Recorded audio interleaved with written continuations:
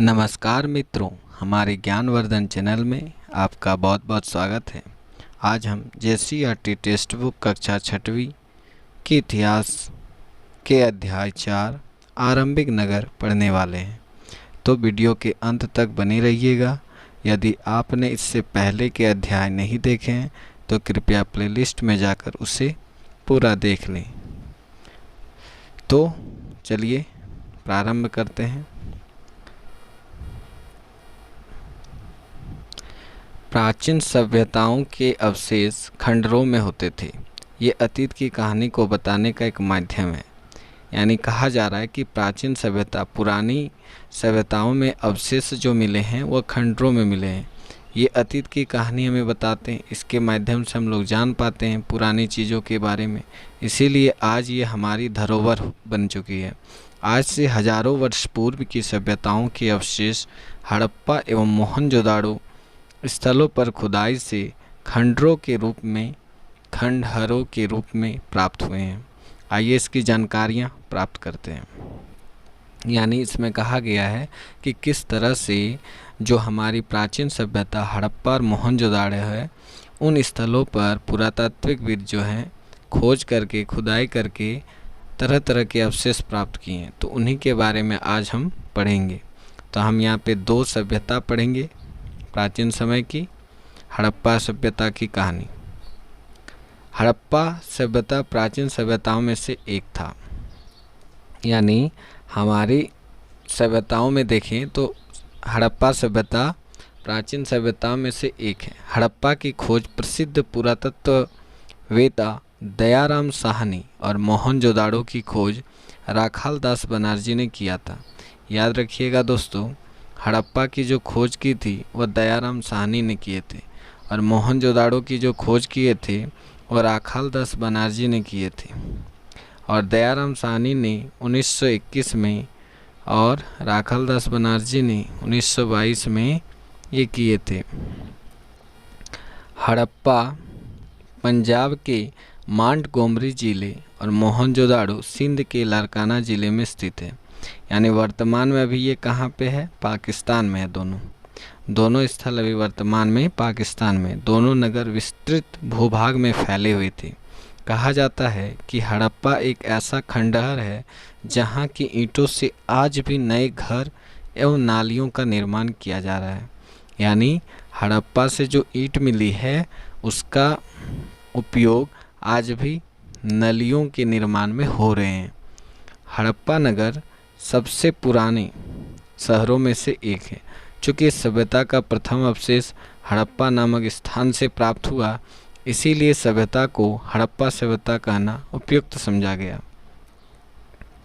अगर ये नगर देखें तो सबसे पुराने नगरों में से एक रहा है और इस सभ्यता का प्रथम अवशेष यहीं से मिला। इसीलिए सभ्यता को मतलब हड़प्पा नामक स्थान से उसका अवशेष मिला, इसीलिए इसका हड़प्पा सभ्यता नाम पड़ गया। इन शहरों के निर्माण में 4700 साल मतलब इन शहरों का जो निर्माण हुआ है वो आज से 4700 साल पहले हुआ है। यानी हम कितने पहले के इतिहास को पढ़ रहे हैं दोस्तों? 4700 साल के पहले के इतिहास को पढ़ रहे हैं। इसमें एक फैक्ट दिया है, ये याद रखिएगा। रेडियो कार्बन जैसी नवीन विश्लेषण पद्धति के द्वारा हड़प्पा सभ्यता की सर्वमान्य तिथि 2500 ईसा पूर्व से 1750 ईसा पूर्व माना गया। यानी यहाँ पे इस रेडियो कार्बन C14 जो दिया है, इसके अनुसार इसकी जो तिथि है, मतलब कब से कब ये सभ्यता था, उसका यहाँ पे समय दिया 2500 ईसा पूर्व से 1750 ईसा पूर्व। ईसा पूर्व का मतलब बता देते हैं दोस्तों, इससे पहले भी बताए थे अध्याय 1 में। अगर आप नहीं देखें तो वहाँ जाके आप देख सकते हैं। 2500 ईसा पूर्व से 1750 ईसा पूर्व। ईसा पूर्व में जब हम पीछे जाते हैं तो उसका मतलब है कि वह समय बढ़ता है। जैसे 2500 1750 जा रहे हैं, इसका मतलब है कि ये अवधि जो है आपका बढ़ रहा है। और इसमें अंतर अगर देखा जाए तो 750 साल का अंतर है। यानी उसके बाद 1750 से 1700 जाएंगे तो आप बढ़ेंगे, लेकिन 1750 से आप 1800 में जाते हैं तो आप पीछे चले जाएंगे। जैसे हमारी उम्र 2015 में जो थी, आज 2022 में उसका कुछ ज़्यादा होगा।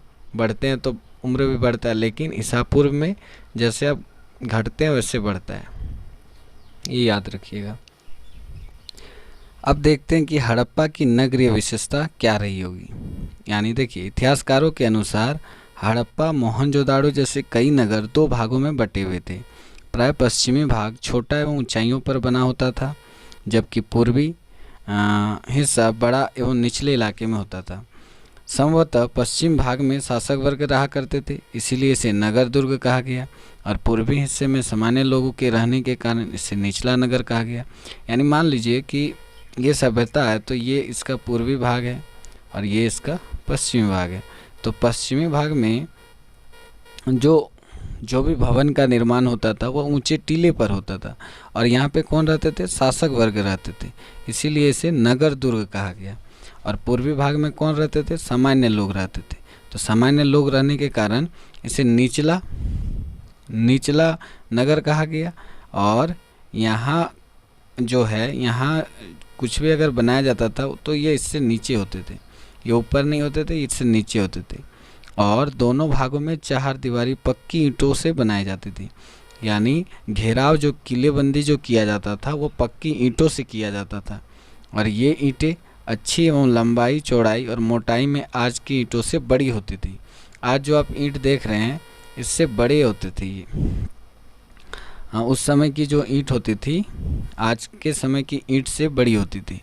हड़प्पा और मोहनजोदाड़ो के भवन बड़े बड़े होते थे। इससे उस काल के लोगों की भवन निर्माण कला का पता चलता है। इससे हमें क्या पता चलता है कि उस समय के लोग किस तरह से भवन बनाते थे। अब इसमें एक बृहत स्नानागार के बारे में दिया है, ये देखिए। मोहनजोदाड़ो का अब तक का सबसे प्रसिद्ध स्थल रहा है बृहत स्नानागार। इसको बनाने में पक्की ईंटों, सूखे चूने का प्रयोग होता था। यह संभवतः धर्म अनुष्ठान संबंधित स्नान के लिए बना था, जिसका उपयोग सभी लोग करते थे। यानी उस समाज में रहने वाले सभी लोग इसका प्रयोग करते थे। इस स्नानागार के चारों ओर बरामदे एवं इनके पीछे अनेक छोटे छोटे कमरे निर्मित किए गए थे। अगर आप इसको बृहत स्नानागार को देखा जाए तो यह पक्की ईंटों और चूने से बनाया जाता था, और इसके चारों ओर एक व्यवस्था किए गए थे कि चारों ओर बरामदे होते थे, बरामदी, ठीक है। स्नानागार के जो चारों ओर होते थे बरामदे, और इनके पीछे छोटे छोटे बहुत सारे कमरे बनाए जाते थे, यानी रहने के लिए, थोड़ी देर ठहरने के लिए ये बनाए जाते थे। मोहनजोदाड़ो के विशाल स्नानागार के समीप बने कमरों का प्रयोग किस रूप में होता होगा? यहाँ पे एक सवाल पूछा जा रहा है, ये हमें कमेंट बॉक्स में बताइएगा दोस्तों, कि मोहनजोदाड़ो के विशाल स्नानागार के समीप बने कमरों का प्रयोग किस रूप में होता था? क्या उन कमरों का प्रयोग किस लिए किया जाता था? तो आप इसे हमें कमेंट बॉक्स में बताइएगा। चलिए आगे देखते हैं। हड़प्पा जैसे कई नगर में अनाज रखने के लिए अन्नागार बने होते थे। यानी हड़प्पा नगर जो था वहाँ पे अनाज, यानी जो हम लोग खाते हैं, जो अनाज होते हैं, उन्हें रखने के लिए भंडार घर बनाया गया था, सभी अनाजों को इकट्ठा करने। इसमें संभवतः जनता से कर के रूप में वसूल किया गया अनाज रखा जाता था। यानी जो शासक वर्ग होते थे, जो राजा होते थे, राजा महाराजा जो भी होते थे, वे क्या करते थे? जो भी जनता के पास कर के रूप में अनाज को इकट्ठा करते थे या उनसे लेते थे, उसे क्या करते थे? अन्नागार में रख देते थे। अन्नागार हड़प्पा सभ्यता के महत्वपूर्ण भवन होते थे। इनके रखरखाव की व्यवस्था राज्य के पदाधिकारियों को दी जाती थी। यानी राज्य में जो बड़े बड़े पदाधिकारी होते थे, ऑफिसर्स होते थे, उन्हें दिया जाता था। कालीबंगा, राजस्थान। कालीबंगा कहाँ है दोस्तों? राजस्थान में। एक कुएं के समीप 7 आयताकार बेदियाँ एक पंक्ति में मिली है। यानी एक साक्ष्य मिला है कालीबंगा के कुएं में कि 7 आयताकार बेदियाँ एक ही पंक्ति में मिला। इससे क्या पता चलता है कि लोग धार्मिक जीवन में विश्वास रखते थे। लोथल में 3 बर्तन के टुकड़ों पर सर्प की आकृति मिली। इससे हमें क्या पता चलता है कि लोग नागराज की पूजा करते थे। तो इस तरह से पुरातात्विकविद जो है वह पता करते थे कि लोगों का पहनावा क्या होता था, लोगों का खान पान क्या होता था, लोग किस देवता पर विश्वास रखते थे, किस देवता की उपासना करते थे, भवन का निर्माण कैसे होता था, भवन के निर्माण में कौन कौन सी पदार्थों का उपयोग होता था। तो ये एक अनुमान लगा के और खोज करके बताया जाता है। हड़प्पा सभ्यता की खास विशेषता यह भी थी कि वहाँ की इमारतें 2 या 3 मंजिला होती थी। यानी आज जैसे आप बिल्डिंग देखते हैं, मल्टीपल बिल्डिंग्स के ऊपर बिल्डिंग्स, बहुमंजिला जिसको बोलते हैं, उसी तरह भी वहाँ पे भी व्यवस्था थी। आज से सोचिए 4700 साल पहले भी इमारतें 2 या 3 मंजिला की होती थी। घरों में आंगन होता था, आंगन के चारों ओर घर बने होते थे। यानी आज भी आप देखते हैं बहुत सारे लोगों के घरों में बीच में आंगन होता है, चारों तरफ इधर घर इधर घर इधर घर इधर, चारों तरफ घर होते हैं और बीच में क्या होता है, आंगन। और हम लोग के हिंदू समाज में आंगन के बीच में एक तुलसी का पौधा लगाया जाता है, आप सभी जानते हैं। और आंगन के चारों ओर घर बने होते थे जिसका दरवाज़ा आंगन में ही खुलता था। यानी घर जितने भी होते थे उनका दरवाज़ा आंगन की ओर बनाया जाता था। आंगन से हर घरों में पानी के निकास के लिए नालियाँ बनी होती थी। यानी घर से जो पानी निकलता था, अपशिष्ट पानी, उसके लिए नालियाँ बनाई जाती थी आंगन के चारों ओर, जो सड़क के किनारे बनी सार्वजनिक नालियों में मिलती थी। यानी कितनी अच्छी व्यवस्था बनाएंगे। मान लीजिए कि ये आंगन है, इसके चारों ओर घर है, ये मान लीजिए घर है ये सब, तो नलियाँ जो इसमें निकलती थी, इसमें साइड में जो नलियाँ होती थी, ये फिर जाके रास्ते से निकल के सार्वजनिक नलियों में मिल जाती थी। शहरों में किसी तरह की गंदगी दिखाई नहीं पड़ती थी इस प्रकार, और इस तरह शहर का पानी मोहल्ले से बाहर निकल जाता था। हर मोहल्ले में पक्की सड़क बनी होती थी। सड़कों की बनावट ऐसी थी कि जहाँ चौराहा होता वहाँ सड़कें 90 डिग्री के समकोण की तरह दिखाई पड़ती थी। यानी मान लीजिए कि ऐसे एक रास्ता निकला है और ये जाते जाते कहीं मुड़ रहा है, मान लीजिए कि वह मुड़ रहा है, तो वो मुड़ेगा एकदम 90 डिग्री में। यानी वो कितना डिग्री बनाता था, 90 डिग्री। यानी कोई भी ऐसे चारों तरफ से कोई रास्ता है तो एकदम सीधा होता था, चारों तरफ से सीधा होता था, और चारों में देखा जाए तो 90 डिग्री का एंगल बनाता था, 90 डिग्री। तो सोचिए आज ऐसे बहुत कम देखने को मिलते हैं, लेकिन प्राचीन समय में इतनी अच्छी व्यवस्था थी उस समय। यहाँ पे और एक क्वेश्चन दिया है कि वर्तमान में तो ईंटों की जुड़ाई के लिए सीमेंट, बालू, कंक्रीट का उपलब्ध होता है। हड़प्पा काल में ईंटों की जुड़ाई कैसी होती होगी? सोचिए कि अभी के समय में जितने भवन बनते हैं उसमें तो ईंट, सीमेंट, बालू, सब जल ये सब लगते हैं। उस समय के लोग क्या सीमेंट के बदले क्या देते थे, ये पता करके आप बताइए। नगरीय जीवन, अब देखिए नगरीय जीवन के बारे में यहाँ दिया, यहाँ का नगर के लोगों का जीवन कैसा होता था। तो हड़प्पा एक विकसित नगर था। मतलब हड़प्पा देखा जाए तो जितने भी सभ्यता थे उनमें से विकसित नगरों में से आते थे। अधिकतर लोग शहरों में ही रहना पसंद करते थे। शासकों के महल बड़े सुंदर बने होते थे। महलों के निर्माण के लिए धातु, कीमती पत्थर, अन्य उपयोगी चीज़ें दूसरी जगहों से मंगवाए जाते थे। यानी अधिकतर लोग जो थे यहाँ पे वह शहरों में रहना पसंद करते थे। क्यों? क्योंकि सारी चीज़ यहाँ पे उपलब्ध होती थी। आज हम लोग गांव और शहर अगर आपको बोला जाए तो आप शहरों में ज़्यादा रहना पसंद करेंगे, क्योंकि शहरों में हर प्रकार की सुविधाएं आपको उपलब्ध हो जाती है। लेकिन गांव में जो विकसित नहीं हुआ है वैसे गांव में रहते समय आपको बहुत परेशानियां होती है, इसीलिए लोग शहरों में रहना ज़्यादा पसंद करते हैं। तो वही रीज़न रहा होगा वहाँ के लोगों का। यहाँ के जो शासक के महल होते थे बड़ी सुंदर बनाए जाते थे। महलों के निर्माण में तरह तरह के पदार्थ का उपयोग होता था, और जो पदार्थ वहाँ नहीं मिलते थे उसे आसपास किसी और जगह से मंगवाते थे। शासक वर्ग के लोग मन को, यानी मन को किसको कहा जाता है? हार को कहा जाता है, तथा सोने चांदी से बने आभूषण का प्रयोग शौक के लिए करते थे। यानी जैसे आज के लोग भी सोना चांदी का जेवर पहनता है, उसी तरह पहले भी लोग मनकों का और सोने चांदी का आभूषण शौक से करते थे। नगरों में लिपिक, कलाकार, स्वर्णकार, शिल्पकार लोग भी रहते थे। इनका भी महत्व है और इनका भी एक काम होता था। लिपिक वर्ग के लोग लेखा संबंधित कार्यों का निष्पादन करते थे। लिपिक किसको कहा जाता है? जो लेखा जोखा का काम करता था। और शिल्पकार लोग सिक्के की ढलाई यानी जो मुद्रा बनती थी, जो सिक्के होते थे, जैसे आज के समय में सिक्के हैं ये सब मशीन से बनते हैं, लेकिन पहले के समय मशीन नहीं होती थी। इन सिक्कों की ढलाई ये शिल्पकार लोग करते थे। और कलाकार नक्काशी का काम करते थे, नक्शा बनाने का काम या किसी चित्र बनाने का काम। व्यापारी वर्ग के लोग नगरों के अलावा दूर दूर तक व्यापार करते थे। इस क्रम में दूसरी जगहों से वस्तु का आदान प्रदान होता था, यानी व्यापार का काम होता था, व्यापार करना। व्यापार क्या करते थे, वह एक वस्तु को लेकर दूसरी जगह पे बेचते थे, दूसरी जगह की वस्तु को अपने इलाके में लाकर बेचते थे, ऐसे वे व्यापार करते थे। शासक वर्ग अपने क्षेत्र विशेष के सिक्कों पर विभिन्न प्रकार की आकृतियों की खुदाई करते थे, ताकि पता चल सके कि ये इस नगर का है, ये उस नगर का है। इस तरह से अलग अलग शासक वर्ग अपने क्षेत्र विशेष के अनुसार सिक्कों पर एक विशेष आकृतियां देते थे। अब इसमें पूछ रहा है कि आपको पता है कि नगर में रहने वाले लोगों को भोजन कहाँ से प्राप्त होता था, यानी नगर में जो रहते थे उन्हें भोजन कहाँ से मिलता था। तो आसपास के जो गांव होते थे वहाँ से बहुत सारे लोग बेचने के लिए आते थे। जैसे आज भी हमारे समाज में देखिए कि गांव के लोग क्या होते थे, शहर या बाज़ार में जाते हैं अपने सामान को लेकर बेचने के लिए, और वहाँ से शहरी लोग क्या करते हैं, खरीद लेते हैं। हड़प्पा कालीन सभ्यता के लोग गांव में भी रहते थे। देखिए हड़प्पा कालीन में नगरों में ज़्यादा लोग रहते थे लेकिन गांव में कम। जैसे आज भी देखिए शहरों में आबादी ज़्यादा है गांव की तुलना में।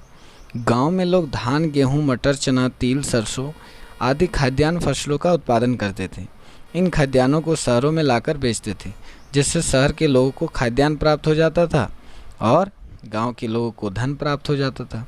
खेतों को जोतने के लिए हल बैलों का प्रयोग होता था। मवेशियों के चरने के लिए बड़े बड़े चारगाह थे। यात्रा के लिए बैलगाड़ी का प्रयोग होता था। इस तरह से अगर आप देखें तो वहाँ पे लोगों का जीविका होता था कि किस तरह से वो अपना जीवन निर्वाह करते थे। अनूठी शिल्पकारी के बारे में थोड़ा जान लेते हैं। हड़प्पा संस्कृति की खुदाई से कई चीज़ें प्राप्त हुई। अधिकतर चीज़ें पत्थर, शंख, तांबे, कांसे, सोने और चांदी जैसी धातुओं से बनाई गई थी। तांबे और कांसे से औजार, हथियार, गहने और बर्तन बनाए जाते थे। यानी अलग अलग जो धातुओं का प्रयोग होता था वो यहाँ पे दिया गया है। गहने और बर्तन सोने, चांदी तथा अन्य बहुमूल्य वस्तुओं से बनाए जाते हैं, जैसे मोती हो गया, ठीक है, और समुद्र में पाए जाने वाले कुछ बहुमूल्य जो वस्तु होते हैं जिस पर सुंदर नक्काशी की जाती थी। आज भी इन बहुमूल्य धातुओं से आभूषण और बर्तन बनाए जाते हैं। आज भी देखते हैं लोग जो गहने पहनते हैं वो अधिकतर सोने और चांदी के होते हैं। मन के बाट और फलक को बड़े सुंदर ढंग से बनाया जाता था। यह कहा जा सकता है कि ये स्वर्णकार और कारीगर काफ़ी पारंगत होते थे, मतलब बहुत अच्छी तरह से जानते थे बनाने, बहुत ही अच्छी कला होती थी। देखिए मोहनजोदाड़ो में कैसे नाले का व्यवस्था होता था। यहाँ पे देखिए पक्की ईंट, ये इसके साइड में आप देख सकते हैं पक्की ईंट को कैसे बिछाया जाता था एक सीधी रेखा में। तो मोहनजोदाड़ो की एक सड़क और उसमें बना नाला दिखाया गया इसमें।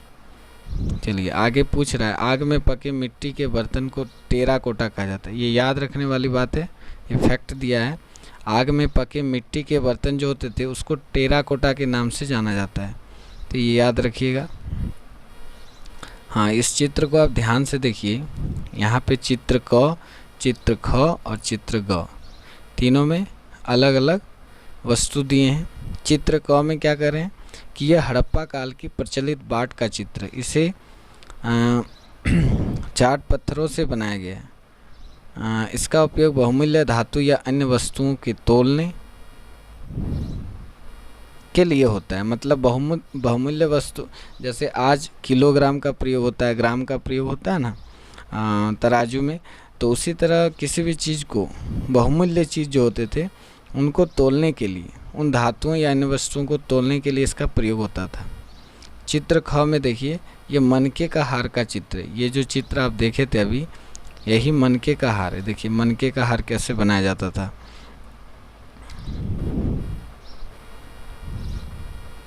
पत्थरों को काट या तराश कर मनके बनाए गए थे। माला बनाने के लिए मनकों के बीच में छेद किया जाता था। अब चित्र ग देखिए, सुंदर फलक बनाए गए हैं जिनका उपयोग किसी चीज़ को काटने के लिए किया जाता है। चित्र ग देखिए आप कैसे ये धार वाली वस्तु का प्रयोग किस लिए होता था? किसी चीज़ को काटने के लिए। तो तीनों का प्रयोग बता दिए। एक जो प्रयोग है इसको तोलने के लिए किया जाता था, एक का प्रयोग तोलने के लिए, दूसरा हार था, इसका उपयोग लोग पहनने के लिए करते थे, और इसे किसी चीज़ को काटने के लिए करते थे। मोहनजोदाड़ो से बुने हुए सूती कपड़े का एक टुकड़ा मिला है। इसके अलावे चांदी के बर्तन, तांबे के कुछ वस्तुओं में सूती कपड़े के टुकड़े एवं धागे चिपके हुए प्राप्त हुए हैं। कई अन्य स्थानों से भी प्राप्त कुछ वस्तु पर सूती कपड़े की छाप देखने को मिलती है। अतः कहा जा सकता है कि इस समय सूती वस्त्र और बुनाई उद्योग विकसित था। यानी आज से इतनी साल पहले, 4700 साल पहले भी अगर आप देखें तो उस समय भी उद्योग जैसी व्यवस्था थी। सूती वस्त्र मतलब सूती से वस्त्र लोग बनाने जानते थे। सूती कपड़े का सूती कपड़े कैसे बनाया जाता है, बर्तन कैसे बनाया जाता है, ऐसा प्रमाण मिलता है कि कताई के लिए तकलियों का प्रयोग होता था। अब देखिए यहाँ पे मुहर और मुहरबंदी कैसे होता है ये थोड़ा देख लीजिएगा। मतलब एक स्थान से दूसरे स्थान पर भेजे जाने वाले सामान से भरे डब्बों या थैलों को चिन्हित करने के लिए मोहरों का प्रयोग होता है। थैलों को बंद करने के बाद उसके ऊपरी हिस्सों में लगे गांठों पर मिट्टी का लेप लगाकर मुहर लगाई जाती थी। मुहर की छाप को मुहरबंदी कहा जाता था। मुहर की छाप का नहीं टूटना इस बात को बताता था कि सामान के साथ छेड़छाड़ नहीं हुई है। यानी देखिए उस समय के लोग कितने दिमाग लगाते थे कि अगर आपको किसी वस्तु को भेजना है किसी और नगर में, तो उस वस्तु को पैकिंग करने के बाद बीच में एक मोहर मारा जाता था, और उस मोहर को जब जहाँ पहुँचता था वे देखते थे अगर किसी भी प्रकार का मोहर टूटा नहीं है, दाग नहीं है, तो इससे क्या पता चलता था कि ये आते समय इसको कोई ना तो खोला है ना कोई छेड़छाड़ किया है। तो इस तरह से मुहरबंदी किए जाते थे उस समय में। आज भी आप देखते हैं लिफाफा में कुछ भेजते हैं तो उसमें मोहर हम लोग लगाते हैं, या आप सरकारी दस्तावेज़ों में, सरकारी कार्यालयों में देखते हैं अलग अलग सामानों पर मोहर लगाए जाते हैं। लोथल का बंदरगाह देखिए, उपयुक्त वस्तुओं के निर्माण कुशल कारीगर या विशेषज्ञों द्वारा किया जाता था। किसी खास चीज़ को बनाने के लिए खास प्रशिक्षण प्राप्त व्यक्ति विशेषज्ञ कहलाता था। यानी कुछ खास चीज़ को बनाने के लिए जो मतलब कोई भी खास चीज़ को बनाता था उसके लिए खास प्रशिक्षण लेके वो आते थे, और ऐसे व्यक्ति विशेषज्ञ कहलाते थे। यानी विशेष चीज़ को बनाने वाले विशेषज्ञ, जैसे पत्थर तराशना, मनकी चमकाना, फिर मोहरों की 25वीकरण करना। चित्र यहाँ पे आप ये चित्र आप देखिए, थोड़ा छोटा कर देते हैं इसे। इस चित्र को आप देखिए कितना सुंदर ढंग से इसे बनाया गया, और इसके दाढ़ी को भी देखिए आप कितना सुंदर ढंग से इसे बनाया गया है। इन सुंदर मूर्तियों को केवल पुरुष ही बनाते थे, इसका कोई निश्चित प्रमाण नहीं। कहा जा रहा है कि इसको केवल मर्द बनाता था, ये कोई प्रमाण नहीं मिला है। इसे कह सकता है कि स्त्री या पुरुष दोनों बनाते होंगे। विश्व की अनेक सभ्यता, जिस समय हड़प्पा सभ्यता का विकास हो रहा था उसी समय विश्व की अन्य सभ्यता फल फूल रही थी। जैसे मेसोपोटामिया हड़प्पा की समकालीन सभ्यता है। समकालीन किसको कहा जाता है? जब उसी के समय में किसी और सभ्यता के बारे में बात किया जाए। तो हड़प्पा सभ्यता जिस समय था उसी समय और एक सभ्यता की विकसित हो रही थी, वह था मेसोपोटामिया। यह दजला यानी टिग्रिस और फरात नदियों के बीच विकसित हुई थी। जैसे हमारा हड़प्पा सभ्यता अगर आप देखें तो सिंधु नदी के किनारे विकसित हुई थी। तो इसी तरह इसकी बात जो कर रहे हैं इसमें दो नदियां प्रमुख हैं, एक टिग्रिस और दूसरा फरात, इनके बीच में हुआ था। इसमें आधुनिक इराक, सीरिया, तुर्की, ईरान के क्षेत्र में शामिल है। जैसे मोहनजोदाड़ो और हड़प्पा कहाँ है? वर्तमान में पाकिस्तान में दोनों। और इसी तरह ये जो मेसोपोटामिया जो अभी बात कर रहे थे सभ्यता, ये अभी वर्तमान समय में इराक, सीरिया, तुर्की और ईरान इन चारों के क्षेत्र में आते हैं। इसे कांस्य युगीन सभ्यता का उद्गम स्थल माना जाता है। मेसोपोटामिया का यूनानी अर्थ क्या दिया गया? दो नदियों के बीच, यानी दो नदियों के बीच ये सभ्यता विकसित हुआ, इसीलिए इसका अर्थ दो नदियों का बीच दिया गया। सैंधव निवासियों का विश्व के अन्य कई देशों के साथ व्यापारिक और सांस्कृतिक संबंध था। लोथल एवं अन्य सैंधव नगरों में मेसोपोटामिया की विविध वस्तु जैसे खानेदार मनकी, सेल खड़ी की बटन आदि मिली है। उस की खुदाई में हड़प्पा मूल का तांबे सिंगारदान मिला है। यहाँ पे आप देखिए चित्र, मेसोपोटामिया की एक इमारत दिया है, ये भी ईंट से बनी हुई है। देखिए किस ढंग से बनाया जाता था पहले। ये मेसोपोटामिया की एक इमारत है। चलिए अब कुछ जगहों के बारे में यहाँ पे दिया गया है, ये याद रखिएगा। जैसे हड़प्पा जो थे, सॉरी मित्रों, मैंने वहाँ पे हड़प्पा कहा था, सिंधु नदी के किनारे विकसित हुआ था। वो हड़प्पा नहीं, वहाँ पे मोहनजोदाड़ो होगा। हड़प्पा जो है रावी नदी के किनारे हुआ था। इसका खोज अभी बताए थे दयाराम साहनी 1921 में किया था। और ये अभी देखा जाए तो पाकिस्तान के मोंटगोमरी ज़िला में है। मोहनजोदाड़ो जो है वह सिंधु नदी के किनारे विकसित हुआ है और इसके खोज राखालदास बनर्जी 1922 में किए हैं। और ये अभी कहाँ है? सिंध प्रांत, यानी पाकिस्तान का जो सिंध प्रांत का लरकाना ज़िला है वहाँ पे है। उसी तरह चाहून दड़ो, ये जो प्रमुख स्थल है ये सिंधु नदी के किनारे विकसित हुआ है। इनका खोज जो है गोपाल मजूमदार किए हैं 1931 में, और ये भी पाकिस्तान में आते हैं। लोथल देखिए, ये भोगवा नदी के किनारे हुआ है। रंगनाथ राव इनके खोज करता है, 1955 से 1962 के बीच हुआ है। और ये वर्तमान समय में गुजरात का अहमदाबाद ज़िला में है। ये तो आप जानते ही हैं। रोपड़, ये सतलुज नदी के किनारे विकसित हुआ है। इनकी खोज यगदत्त शर्मा 1953 से 56 के बीच, और ये अभी पंजाब का रोपड़ ज़िला में स्थित है। कालीबंगा देखिए, यह घग्गर में है। और बताए थे कालीबंगा आपको बताए थे कि कहाँ पे है?